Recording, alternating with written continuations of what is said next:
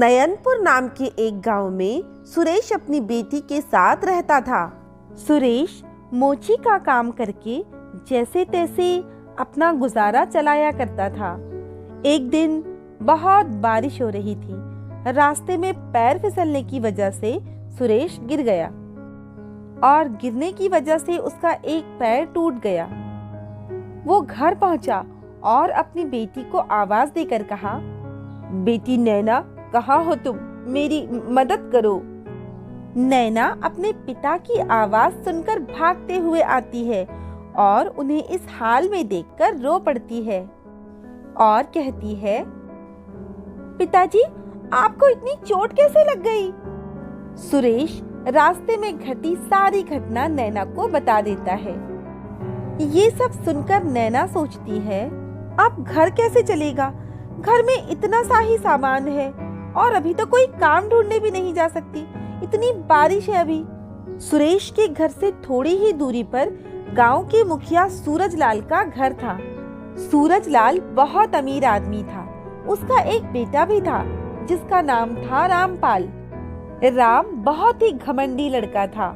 कुछ दिन पहले ही नैना ने अपने पिताजी को सूरजलाल से बात करते हुए सुना था कि उन्हें किसी काम करने वाले की जरूरत है। नैना सूरजलाल के यहाँ पर जाकर कहती है, चाचा, आपके यहाँ पर किसी काम वाले की जरूरत थी ना? हाँ थी तो, पर तुम क्यों पूछ रही हो? चाचा, मुझे काम की बहुत जरूरत है।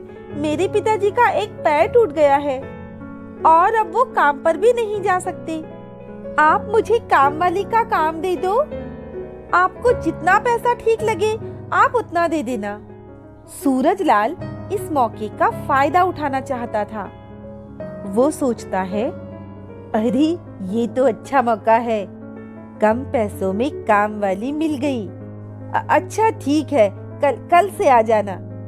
नैना सुबह उठकर पहले अपने घर का सारा काम करती है और फिर अपने पिताजी को दवा देती है।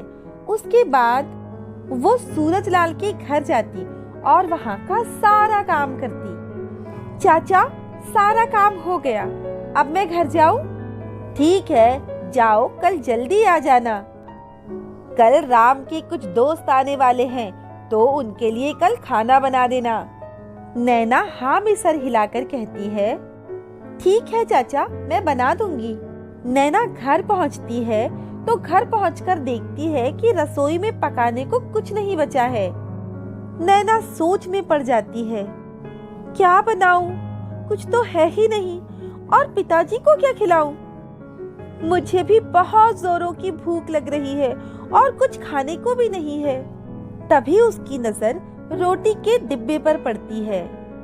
उसमें 2 रोटियां होती हैं। नैना अपने पिताजी को वो 2 रोटियां और नमक दे देती है और खुद पानी पीकर पेट भर लेती है।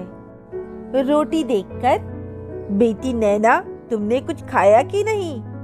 हाँ पिताजी, मैंने तो चाचा के घर पर ही खाना खा लिया था। ऐसा कहकर नैना रोते हुए सो जाती है। सुबह उठकर रोज की तरह नैना ने घर का काम किया और जल्दी से सूरजलाल के घर पहुंच गई और अलग अलग प्रकार के बहुत सारे व्यंजन बनाए। तभी राम वहां आकर कहता है, अरे ओ नैना, खाना बना लिया कि नहीं अभी? जी मालिक, खाना बन गया है। इतने में रामपाल के दोस्त वहां आ पहुंचते हैं और रामपाल उनके साथ बहुत मस्ती करता है और थोड़ी देर बाद सबको भूख लग जाती है।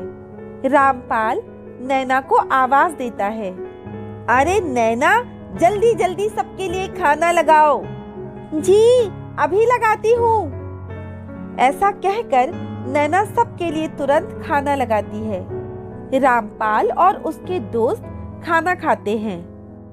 उसके बाद रामपाल नैना को आवाज देता है, नैना, ये सब ले जा यहाँ से और जो बचा है उसे कुत्ते को दे दे। मालिक, आपसे एक बात कहूँ? आप लोगों ने कितना सारा खाना बर्बाद कर दिया है। हमें जितनी भूख हो उतना ही खाना प्लेट में लेना चाहिए। खाना बहुत कीमती होता है, हमें इसे ऐसे बर्बाद नहीं करना चाहिए। ये सब सुनकर रामपाल को बहुत गुस्सा आता है और वो नैना से कहता है, ये सब मेरा है, मुझे कितना खाना है और कितना प्लेट में छोड़ना है ये मेरी मर्जी है, तुम मुझे मत सिखाओ, समझी? और तुम्हें तो मैं बताता हूँ, आने दो पिताजी को। सूरजलाल के आते ही नैना उससे कहती है, चाचा क्या ये बचा हुआ खाना मैं ले लूं? वैसे भी ये कल कूड़ेदान में ही फेंक जाएगा। ठीक है, तुम ले लो।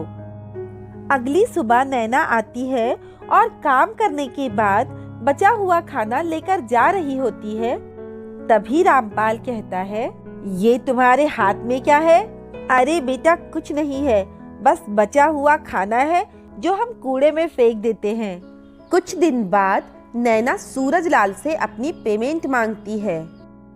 वहां खड़ा रामपाल कहता है, कौन सी तनख्वाह?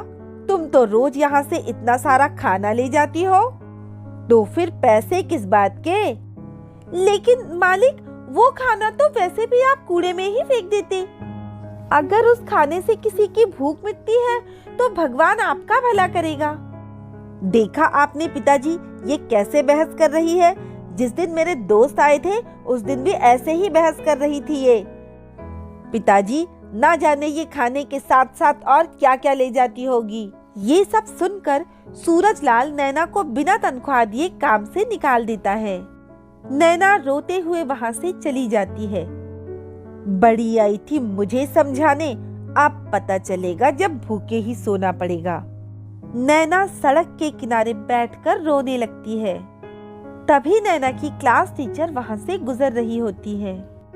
उसे ऐसी हालत में देखकर टीचर नैना से पूछती है, बेटी नैना, ये तुमने अपना क्या हाल बना रखा है और तुम स्कूल क्यों नहीं आ रही हो? नैना रोते हुए अपनी सारी बात क्लास टीचर को बता देती है। नैना पढ़ने में बहुत अच्छी थी, इसीलिए उसकी क्लास टीचर उससे कहती है, तुम मेरे साथ घर चलो, तुम मेरे घर में काम कर लेना और मैं तुम्हारा एडमिशन सरकारी स्कूल में करवा देती हूँ। वहाँ तुम मुफ्त में शिक्षा ले सकती हो। ये सुनकर नैना बहुत खुश होती है, क्योंकि अब वो अपनी पढ़ाई के साथ साथ काम करके अपनी भूख को भी शांत कर सकती थी। इधर सूरजलाल अपने काम में बेईमानी करते हुए पकड़ा जाता है।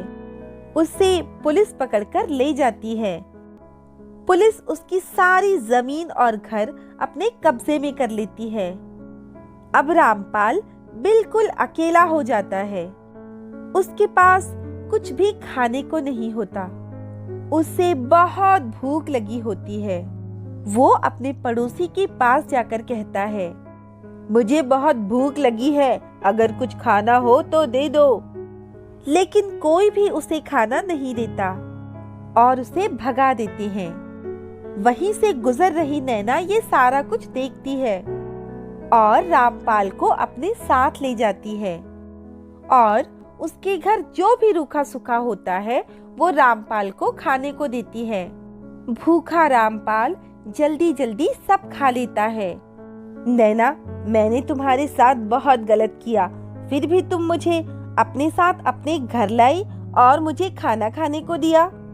मुझे माफ कर दो नैना। मैंने तुम्हें माफ किया। मैंने तुम्हें खाना इसलिए खिलाया क्योंकि मैं जानती हूँ कि भूख क्या होती है। अमीर हो या गरीब, सबकी भूख एक जैसी होती है। ये सुनकर रामपाल दोबारा माफी मांगता है और उस दिन के बाद से रामपाल नैना को अपनी बहन बना लेता है और वो खुशी खुशी रहने लगते हैं।